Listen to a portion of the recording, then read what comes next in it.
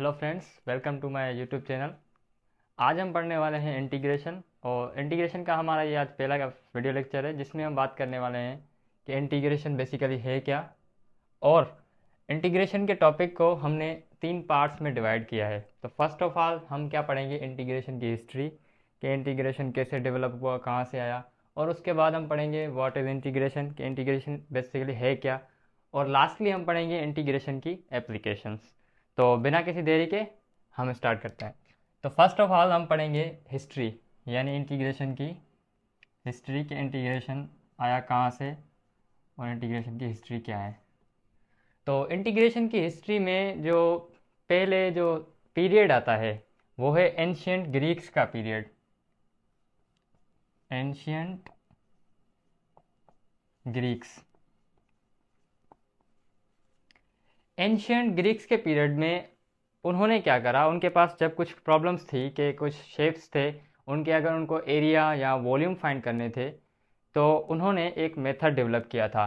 और इंटीग्रेशन के इस हिस्ट्री में एंशियंट ग्रीक्स में जो फेमस और वेल नोन मैथमेटिशियंस थे, उनमें से 2 मैथमेटिशियंस के नाम हमारे पास मौजूद है, जिसमें कि पहला है आर्किमिडीज। आर्किमिडीज। और दूसरा हमारे पास क्या है, यूडोक्सस। यूडोक्सस।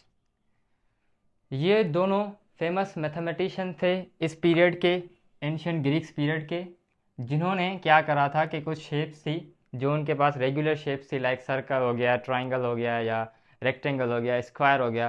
तो उनके एरियाज फाइंड करने के लिए उन्होंने एक मेथड डेवलप किया था जिसका नाम था method of exhaustion. Method of exhaustion. Method of exhaustion. तो उन्होंने एक मेथड डेवलप किया जिससे कि कुछ शेप्स की ये एरियाज फाइंड कर सकें। तो इस मेथड का नाम था method of exhaustion. Method of exhaustion basically है क्या, कि मेथड ऑफ एग्जॉशन में हम क्या करते हैं कि हमारे पास कोई भी ऐसी शेप आ जाती है जिसका एरिया हम इजीली नहीं निकाल सकते। लाइक अगर हमारे पास कोई रेक्टेंगल आ गया तो उसका हमारे पास वेल डिफाइंड एक फार्मूला है जिससे कि हम उसका एरिया फाइंड कर सकते हैं, या स्क्वायर आ गया तो उसका भी हम एरिया फाइंड कर सकते हैं। लेकिन अगर मैं बात करूं इरेगुलर शेप्स की, जो कि ना तो रेक्टेंगल हो, ना तो स्क्वायर हो, ना और कोई रेगुलर शेप हो, इरेगुलर शेप हो, तो इनका एरिया फाइंड करने के लिए, लेट से हमारे पास एक ये फिगर है और दूसरा एक कर्व है। अब इस कर्व के नीचे का जो एरिया है, ये जो शेडेड पोर्शन है, इनका एरिया फाइंड करने के लिए उन्होंने एक टेक्निक इस्तेमाल की जिसका नाम था method of exhaustion. Method of exhaustion basically है क्या, कि आपको अगर किसी भी चीज़ का एरिया फाइंड करना हो तो आप ऐसा करें कि उस चीज़ को एक छोटे छोटे छोटे छोटे पार्ट्स में डिवाइड कर दें, और वो जो पार्ट्स हों उनका एरिया आप इजीली कैलकुलेट कर सकें। तो लास्ट में आप क्या करोगे, अगर फॉर एग्जांपल मैंने एक शेप ले ली, लेट से मैंने ये शेप ले ली, अब अगर मुझे इसका एरिया फाइंड करना है तो फर्स्ट ऑफ ऑल मैं क्या करूँगा, इसका डायरेक्ट एरिया मैं नहीं निकाल सकता। तो फर्स्ट ऑफ ऑल हम क्या करेंगे, इसको एक छोटे छोटे पार्ट्स में डिवाइड कर देंगे। छोटे छोटे पार्ट्स में डिवाइड कर देंगे और वो जो छोटे छोटे पार्ट्स होंगे वो सारे एक दूसरे के इक्वल होंगे। और बाद में लास्टली हम क्या करेंगे, उन सभी पार्ट्स के एरिया को हम निकाल के सम अप कर देंगे तो हमें इस पूरे का एरिया मिल जाएगा। तो इस टेक्निक का नाम है मेथड ऑफ एग्जॉशन। तो उसके बाद हमारे पास 17th century, 17th century, 17th century में हमारे पास 2 और फेमस मैथमेटिशियन आए, जिनका नाम था, जिनमें से एक का नाम था न्यूटन, आइजैक न्यूटन,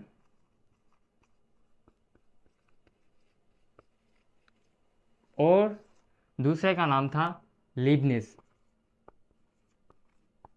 वैसे इनका पूरा नाम गॉटफ्रीड विल्हेम लीबनिज है, लेकिन हम शॉर्ट फॉर्म यहाँ पर यूज़ कर रहे हैं, सिर्फ लेबनिज लिख रहे हैं। तो इन्होंने क्या करा, इन्होंने कैलकुलस की डेवलपमेंट की। कैलकुलस बेसिकली है क्या,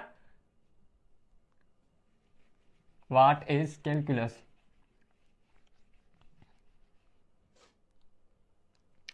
तो calculus, first of all calculus तो मैथमेटिक्स की एक ब्रांच है जिसमें हम क्या पढ़ते हैं, डिफरेंशिएशन पढ़ते हैं, ये आगे चलकर हम पूरी डिस्कस करेंगे, अभी सिर्फ यहाँ पर इंट्रोडक्शन दे रहे हैं। डिफरेंशिएशन पढ़ते हैं और आज का जो हमारा टॉपिक है दैट इज इंटीग्रेशन। तो इन दोनों ने कैलकुलस की डेवलपमेंट की, और हैरानी की बात यह है कि इन दोनों को एक दूसरे का काम का बिल्कुल अंदाज़ा भी नहीं था और एक दूसरे के काम से बिल्कुल बेखबर थे। यानी इन दोनों ने इंडिपेंडेंटली कैलकुलस को डिस्कवर किया था। न्यूटन ने डिस्कवर किया था न्यूटन लॉज ऑफ ग्रेविटेशन के लिए, जहाँ पर उन्होंने मैकेनिक्स में जो लॉज अप्लाई करे थे, जिसमें हम किसी भी ऑब्जेक्ट की वेलोसिटी फाइंड करते हैं या चेंज फाइंड करते हैं, वेलोसिटी में तो एक्सीलरेशन हो जाता है, या डिस्प्लेसमेंट में चेंज तो वो वेलोसिटी आ जाती है। तो न्यूटन ने इनके लिए क्या था। लीबनिज ने कुछ कॉम्प्लेक्स जो शेप्स थी, कॉम्प्लेक्स स्ट्रक्चर्स थी, उनका जब एरिया फाइंड करना होता था तो उन्होंने यहाँ पर इंटीग्रेशन का रोल प्ले किया, इंटीग्रेशन को डिस्कवर किया। तो इन दोनों ने डेवलपमेंट करी कैलकुलस की, और कैलकुलस में हमारे पास क्या है, डिफरेंशिएशन और इंटीग्रेशन। और उसके बाद जैसे जैसे वक्त गुजरता गया, 18th सेंचुरी आई, 18th सेंचुरी में कैलकुलस में और डेवलपमेंट हुई। आज हम बात करेंगे ज़्यादातर इंटीग्रेशन के बारे में, डिफरेंशिएशन के बारे में बात नहीं करेंगे। तो इसलिए 18th सेंचुरी में इंटीग्रेशन में जो कुछ डेवलपमेंट्स आई, उनमें से एक साइंटिस्ट भी आए थे वहाँ पर, तो उनका नाम था रेमन।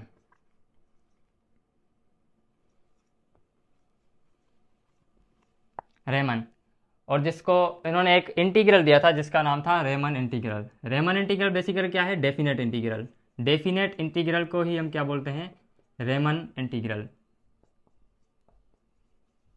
यानी जैसे जैसे वक्त गुजरता गया, कैलकुलस में डेवलपमेंट्स आती रहीं और इंटीग्रेशन को और इजी बनाते गए। तो यहाँ पर इन्होंने क्या करा था, डेफिनेट इंटीग्रल दिया था। और लास्टली उसके बाद हम डिस्कस करने वाले हैं व्हाट इज इंटीग्रेशन।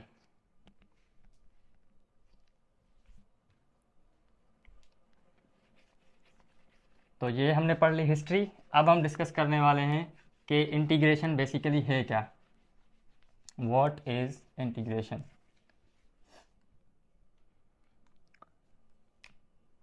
अगर मैं इंटीग्रेशन की डेफिनेशन लिख लूँ तो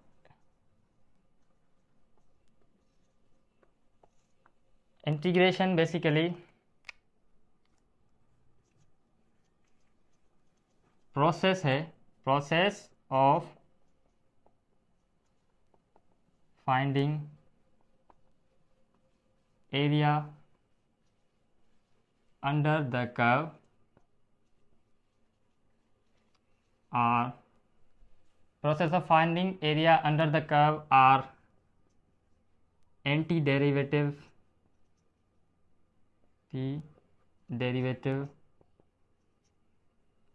or integral।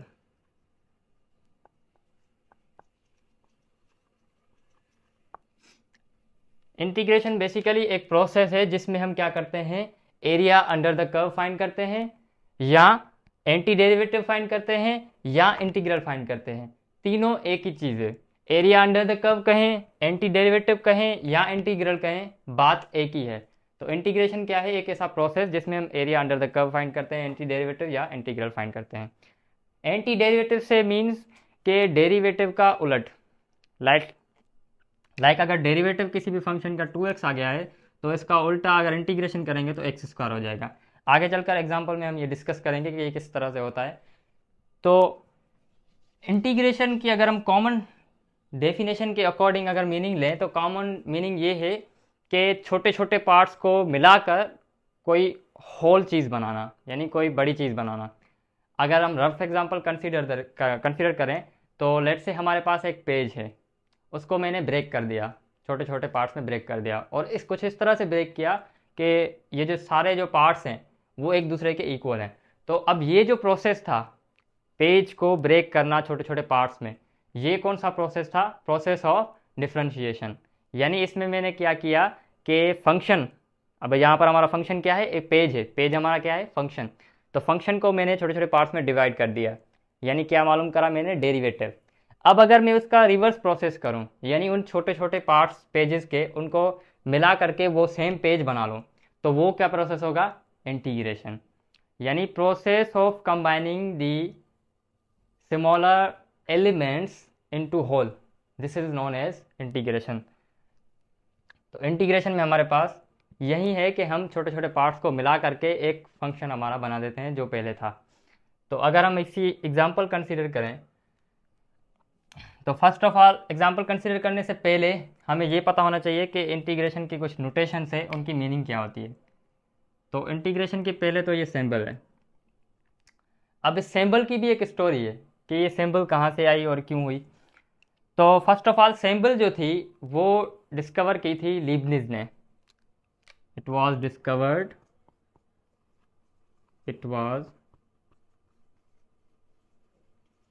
Discovered by Leibniz 17th century में। इंटीग्रेशन की सिंबल जो थी वो लीबनिज ने डिस्कवर करी थी 17th सेंचुरी में। लेकिन उससे पहले इंटीग्रेशन की सिंबल उन्होंने आई यूज़ की थी। इस सिंबल को यूज़ करने के बदले इन्होंने आई यूज़ किया था इंटीग्रेशन के लिए। जैसे इंटीग्रेशन आई से स्टार्ट होती है तो इन्होंने आई यूज़ किया था इंटीग्रेशन के लिए। लेकिन जब उन्होंने सोचा कि अगर मैं आई यूज़ कर रहा हूँ तो आई जो है वो हमारे पास जो इमेजिनरी नंबर्स है जिसको हम छोटी आई से रिप्रेजेंट करते हैं कुछ इस तरह से, तो ये इससे बिल्कुल सिमिलर लग रहा है। तो इन्होंने इस आई को यूज़ नहीं किया, उसके बदले में इन्होंने क्या यूज़ करा, इस सिंबल को यूज़ करा। अब इस सिंबल में क्या था कि उन्होंने इंटीग्रेशन का जो बेसिक जो कॉन्सेप्ट था वो क्या था कि समेशन था, छोटे छोटे पार्ट को सम अप करके होल बनाना। तो समेशन के लिए हम क्या यूज़ करते हैं, सम, एस यू एम, सम। तो सम में से इन्होंने जो एस था इसको कुछ इस तरह से लिख दिया। लाइक हमारे पास अगर कोई एस है तो मैंने इसको पकड़ के कुछ इस तरह से ऊपर कर दिया, तो ये क्या हो गया, इंटीग्रेशन की सिंबल बन गई। तो ये थी इंटीग्रेशन की सिंबल की कहानी। और इसके बाद अब हम कुछ नोटेशन देखते हैं इंटीग्रेशन की कि उनकी मीनिंग क्या है। तो अगर मैं एक इंटीग्रल कंसीडर करूं तो यहाँ पर हमारे पास क्या होता है, एक फंक्शन होता है और उसके साथ उसका एजेंट। अब इसका कोई ना कोई आंसर निकलेगा। तो यहाँ पर इसका आंसर निकला, let's say capital F of X plus C. यहाँ पर जो ये चीज़ है ये किसको शो कर रही है, सिंबल को। ये क्या है, इंटीग्रेशन की सिंबल, ये सिंबल। और यहाँ पर ये क्या है, ये है फंक्शन जिसको हम क्या बोलते हैं, इंटीग्रैंड। क्या बोलते हैं, इंटीग्रैंड। और ये जो चीज़ है इसको हम क्या बोलते हैं, agent of integration, agent of integration. यानी ये हमें हेल्प करता है इंटीग्रेशन फाइंड करने के लिए। ये क्या है, एजेंट ऑफ इंटीग्रेशन है। अब जो यहाँ पर हमारा जो एक्स है, यानी ये एक्स जो है वो क्या है, वेरिएबल, यानी किसकी रिस्पेक्ट में आप इंटीग्रेट कर रहे हैं। जैसे डिफरेंशिएशन में हम करते थे d y by d x होता था, d y by d t होता था, तो वहाँ पर क्या था, वेरिएबल था। तो यहाँ पर भी सेम ही वेरिएबल है। यहाँ पर एक्स भी हो सकता है, टी भी हो सकता है, आर भी हो सकता है, जेड भी हो सकता है, कुछ भी हो सकता है। तो वेरिएबल का मतलब ये कि कोई भी हम चीज़ ले सकते हैं वेरिएबल में। तो ये हमारा हो गया इंटीग्रेंट और ये हमारा हो गया एजेंट। ये हो गया इंटीग्रेशन की सिंबल। अगर इसका कोई भी आंसर निकलता है, लाइक अगर हम इसका इंटीग्रेशन करते हैं तो हमारा कुछ आंसर निकलता है, लेट्स से ये आंसर निकला, तो ये जो फंक्शन, नया फंक्शन जो निकलेगा, ये इस वाले फंक्शन से चेंज होगा बिल्कुल। यहाँ पर इसीलिए मैंने स्मॉल एफ लिखा है और यहाँ पर कैपिटल एफ लिखा है। तो यहाँ पर ये कैपिटल एफ ऑफ एक्स और प्लस सी, इसको हम बोलते हैं constant of integration, constant of integration. ये क्या होता है, इंटीग्रेशन का कांस्टेंट। इस कांस्टेंट को हम आगे चल के जब हम डेफिनेट इंटीग्रेशन और इनडेफिनेट इंटीग्रेशन की बात करेंगे तो उसमें हम इसको डीपली डिस्कस करेंगे कि ये कांस्टेंट की मीनिंग क्या है और कांस्टेंट इंटीग्रेशन में आता क्यों है। अब ये जो कांस्टेंट आ रहा है यहाँ पर इनडेफिनेट इंटीग्रल में नहीं आता है, इनडेफिनेट इंटीग्रल में ये कांस्टेंट आता है, लेकिन जब हम डेफिनेट इंटीग्रल की बात करते हैं तो वहाँ पर ये कांस्टेंट नहीं आता है। तो इंटीग्रेशन का हमने बेसिक इंट्रोडक्शन पढ़ लिया। उसके बाद अगर हम इंटीग्रेशन की एक एग्जांपल कंसीडर करें, लेट्स से हमारे पास एक फंक्शन है एफ ऑफ एक्स जो कि इक्वल है एक्स स्क्वायर के। एफ ऑफ एक्स को मैं कुछ इस तरह से भी लिख सकता हूँ, वाई लिख सकते हैं। अब मैं क्या करता हूँ, इस फंक्शन का डेरिवेटिव फाइंड करता हूँ। इस फंक्शन का डेरिवेटिव क्या होगा, यानी F dash of x, derivative को हम डैश से शो करते हैं, तो इसका डेरिवेटिव क्या होगा कि जो पावर है वो आगे आ जाएगी और एक्स की पावर एक घटा देंगे। तो अब ये क्या हो गया हमारे पास, इस फंक्शन का डेरिवेटिव हो गया। लेकिन अब इंटीग्रेशन क्या है कि रिवर्स प्रोसेस है डिफरेंशिएशन का, यानी जो आप डेरिवेटिव फाइंड कर रहे हैं, अगर उस डेरिवेटिव को आप इंटीग्रेट करोगे तो आपको क्या मिल जाएगा, अगेन वही फंक्शन मिल जाएगा जिसका आपने डेरिवेटिव फाइंड करा था। अगर हम उस एग्जांपल की मदद से समझने की कोशिश करें तो यहाँ पर ये हमारा फंक्शन था और इसका हमने क्या फाइंड करा, डेरिवेटिव फाइंड करा। अब जब हम इस डेरिवेटिव को इंटीग्रेट करेंगे तो हमें अगेन क्या मिल जाएगा, हमारा सेम फंक्शन ही मिल जाएगा जो कि हमारा पहले फंक्शन था। तो अब हम क्या करते हैं, इसको इंटीग्रेट करते हैं, यानी integration integration of 2x, integration of 2x और with respect to what, with respect to dx, यानी dx की रिस्पेक्ट में हमने क्या करा, इसको इंटीग्रेट करा। और इंटीग्रेशन में हमारे पास एक रूल होते हैं, वो आगे चल के हम डिस्कस भी कराएंगे, कि जो भी कांस्टेंट होता है उसको बाहर लेके आओ। जैसे डेरिवेटिव में कांस्टेंट, डेरिवेटिव में कांस्टेंट का डेरिवेटिव क्या होता है, जीरो। तो इंटीग्रेशन में क्या होता है कि कांस्टेंट जो भी लिखा है उसको बाहर निकाल लो और इंटीग्रेशन करो x dx की। अब जैसे डेरिवेटिव में जो भी पावर होती है, पावर रूल होता है हमारे पास, तो इंटीग्रेशन में भी सेम पावर रूल होता है, लेकिन थोड़ा चेंज होता है। डेरिवेटिव में क्या होता है कि जो भी पावर है उसको पहले मल्टीप्लाई करो वेरिएबल से और उसकी एक पावर घटा दो, पावर मल्टीप्लाई करो वेरिएबल से, एक पावर घटा दो। लेकिन इंटीग्रेशन में क्या होता है कि पावर जो है उसमें एक प्लस कर दो और मल्टीप्लाई करने के बजाय डिवाइड कर दो। डेरिवेटिव में क्या था, पावर को मल्टीप्लाई करो वेरिएबल से, इंटीग्रेशन में क्या है, पावर को डिवाइड करो वेरिएबल से। डेरिवेटिव में माइनस करो पावर को, इंटीग्रेशन में प्लस करो। तो अगर मैं इसकी एक पावर प्लस कर दूं तो ये क्या हो जाएगी, यहाँ पर वन पावर है तो वन प्लस वन टू और अपॉन में टू। अब ये टू कैंसिल, तो बचा क्या, एक्स स्क्वायर। तो ये हमारा सेम फंक्शन आ गया जो हमारा पहला ही फंक्शन था जिसका हमने डेरिवेटिव फाइंड करा था। तो ये क्या था, एक एग्जांपल जिससे कि हमने समझने की कोशिश करी कि डेरिवेटिव और इंटीग्रल या डिफरेंशिएशन और इंटीग्रेशन दोनों एक दूसरे के रिवर्स प्रोसेस हैं। और इसी को अगर मैं एक फंडामेंटल थ्योरम ऑफ कैलकुलस में कंक्लूड करना चाहूँ तो वो कुछ इस तरह से है कि fundamental theorem of calculus, fundamental theorem calculus क्या कहता है,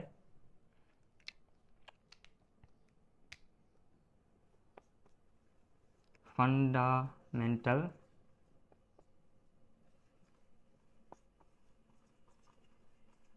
theorem of calculus. Fundamental theorem of calculus क्या कहता है कि इंटीग्रेशन एंड डिफरेंशिएशन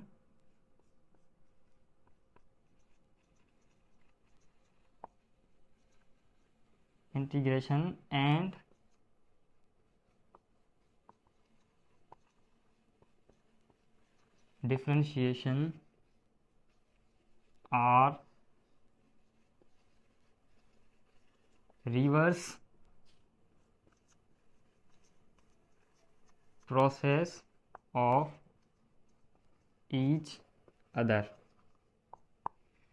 यानी फंडामेंटल कैलकुलस का थ्योरम क्या कहता है कि integration and differentiation are reverse process of each other, यानी दोनों एक दूसरे के रिवर्स प्रोसेस है। अगर हमें कोई फंक्शन गिवन है, उसका अगर हम डेरिवेटिव फाइंड करते हैं तो उसके बाद अगर हम उस डेरिवेटिव को इंटीग्रेट करते हैं तो हमें अगेन वो फंक्शन मिल जाएगा।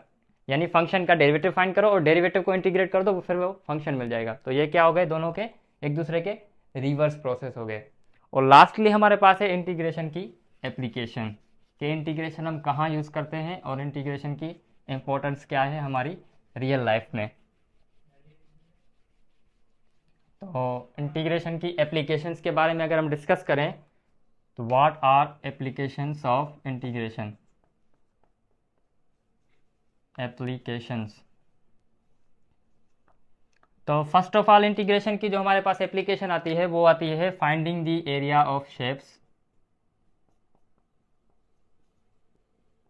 Finding area of complex are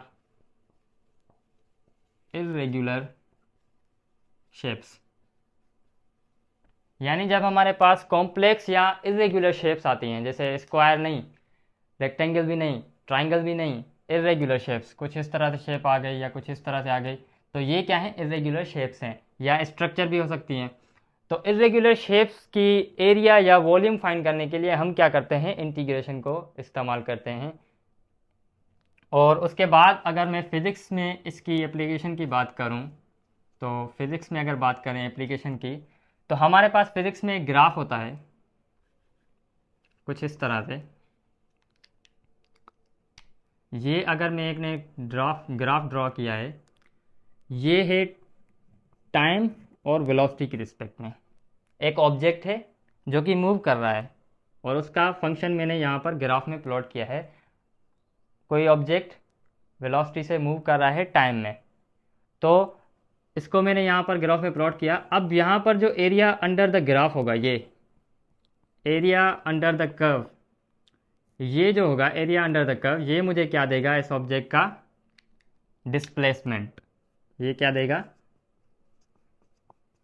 displacement, यानी वेलोसिटी और टाइम की रिस्पेक्ट में अगर हम एरिया ड्रॉ कर रहे हैं, तो ग्राफ ड्रॉ कर रहे हैं सॉरी, तो जो एरिया अंडर द ग्राफ होगा या एरिया अंडर द कर्व होगा, तो वो हमें क्या देगा, डिस्प्लेसमेंट। और इसी तरह से अगर हम फोर्स और डिस्प्लेसमेंट की बात करें, फोर्स और डिस्प्लेसमेंट की बात करें, तो यहाँ पर दूसरा जो एरिया होगा, फोर्स और डिस्प्लेसमेंट की रिस्पेक्ट में जो एरिया अंडर द कर्व होगा, वो हमें क्या देगा, वर्क डन देगा, वर्क डन।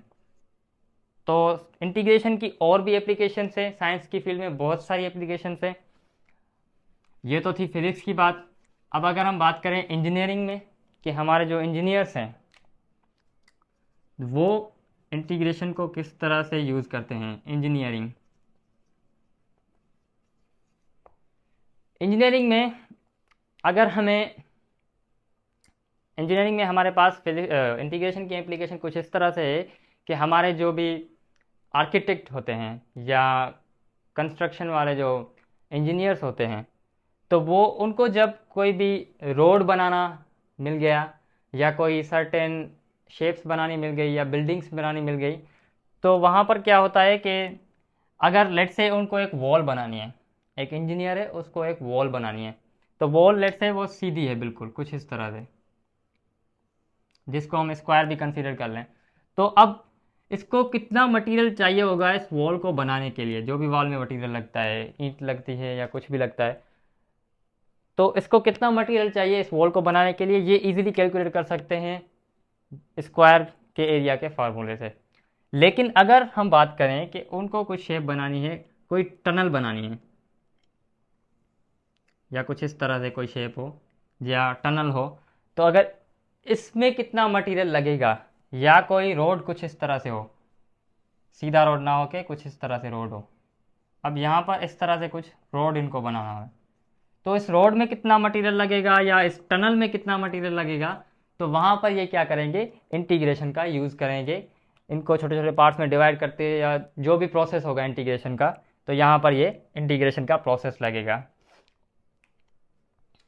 और लास्टली हमारे पास जो एप्लीकेशन आती है इंटीग्रेशन की मेडिकल फील्ड में, और भी बहुत सारी एप्लीकेशंस हैं, लेकिन लास्टली हमारी ये एप्लीकेशन हम डिस्कस करते हैं मेडिकल फील्ड में, कि मेडिकल फील्ड में इंटीग्रेशन की क्या इंपॉर्टेंस है, या इंटीग्रेशन को मेडिकल में हम किस तरह से यूज़ करते हैं।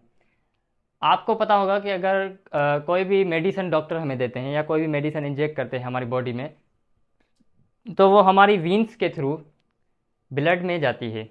कोई भी मेडिसिन जो भी है वीन्स के थ्रू ब्लड में जाती है, और वो जो ब्लड है पूरी बॉडी के अराउंड सर्कुलेट करता है। तो जो फ्लो है, ध्यान से सुनिएगा, जो फ्लो है, flow of blood, flow of blood जो है हमारी वीन्स के अंदर, तो उस फ्लो को कैलकुलेट करने के लिए हम क्या करते हैं, इंटीग्रेशन का इस्तेमाल करते हैं। या ब्लड के अंदर जो भी हमें वैक्सीन दी गई है या कोई भी मेडिसिन दी गई है, उसकी कितना अमाउंट मौजूद है और वो कहाँ कहाँ पर सर्कुलेट कर रही है हमारे ब्लड में, तो उसको कैलकुलेट करने के लिए हम इंटीग्रेशन का यूज़ करते हैं।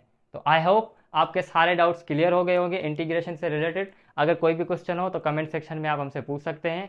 और अगर चैनल पर नए हैं तो हमारे चैनल को सब्सक्राइब कर लीजिए, ताकि जो भी हम नए वीडियो अपलोड करें तो उसकी नोटिफिकेशन आप तक पहुंच जाए। Thank you so much. Thanks for watching. Good bye.